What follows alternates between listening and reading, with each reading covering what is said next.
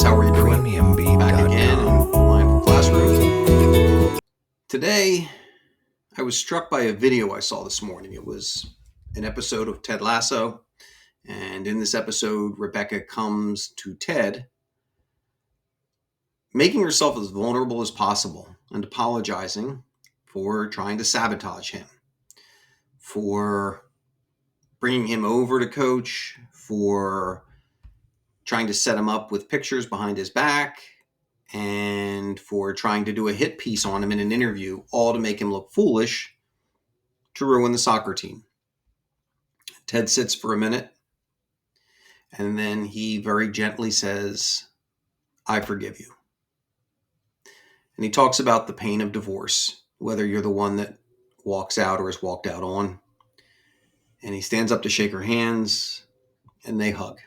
And I posted this on social media, and I said, for three reasons, it really struck me. One, it was the power of making yourself vulnerable and admitting you've done something wrong. We struggle with that. We try to make excuses instead of owning the mistake. But two, and I thought the more powerful lesson was forgiveness. Realizing where someone comes from, realizing they see they've made a mistake and are trying to make amends, and offering someone that most healing balm you can offer them, which is forgiveness for what they've done. And then it ends with a hug, which, as I talked about yesterday, is just such a powerful gesture to share energy and give us endorphins and things like that. And it really got me to thinking about different writings, some of the classical writings on anger and, in sense, the need for forgiveness. And forgiveness not so much for what it does for other people, but forgiveness for what it does for us in the act of forgiving. And the first quote that I held on to was attributed to the Buddha, and it said, "Holding on to anger is like grasping a hot coal with the intent of throwing it at someone else. You are the one who gets burned."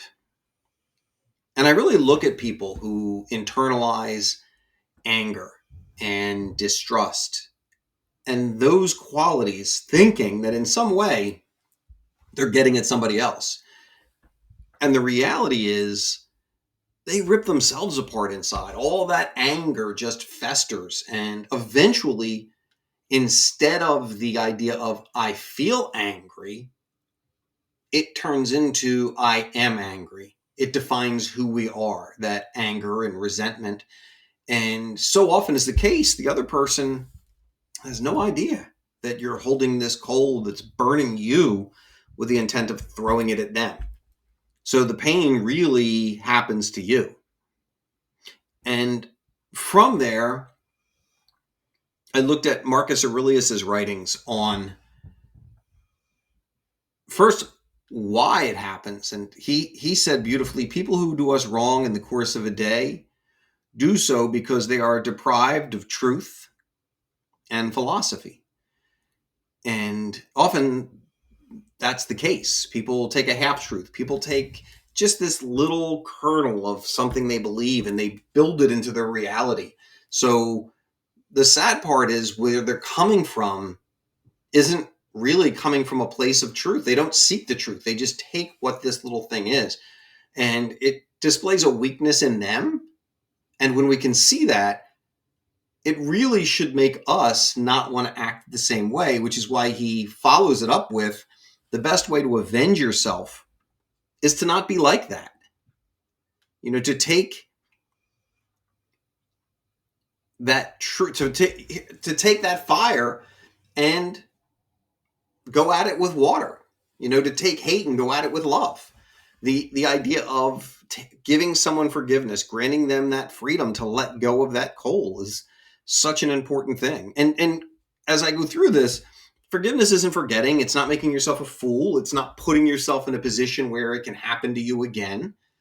But forgiveness is something we do for ourselves so that we don't hold on to this viciousness anymore, and we can grow. Because when we hold that, we stagnate. We stay in that place of hatred and anger and resentment instead of being able to grow from that place and find out more of what we really want to be. It gets further addressed by Epictetus, and he said, "Forgive others for their misdeeds over and over again. This gesture fosters inner peace. Forgive ourselves over and over again, and then try to do better next time." And in the end, I think that's the final component of forgiveness that's so important, is the ability to forgive ourselves, the ability to look at what we've done in this world, look at harm we might have committed, and to the best of our ability, make amends for it, seek apology. Rebecca does that in that scene. She looks at what she's done and she goes directly to that person and admits what she's done. And then for the rest of the series, she tries to do better next time. And I think those qualities will lead us to a much more enjoyable life. It really boils down to something as simple as coming to the world from a place of love instead of from a place of hatred and fear. And when we can do that, we can live a much better life. So I challenge all of us, myself included, to look at any misgivings we may have done and try to make amends for them. And likewise, to look at some of those grudges that we might not even know why we have them anymore. We might not even know where they come from. And try to offer forgiveness in those situations. When somebody comes to you and apologizes and tries to make amends for what they've done, ease your heart and offer forgiveness. As I said before, it doesn't mean you have to ever put yourself in that situation again. But you can stop holding that coal, thinking that eventually you're going to hurt somebody else. Have a beautiful day, everybody. Take care.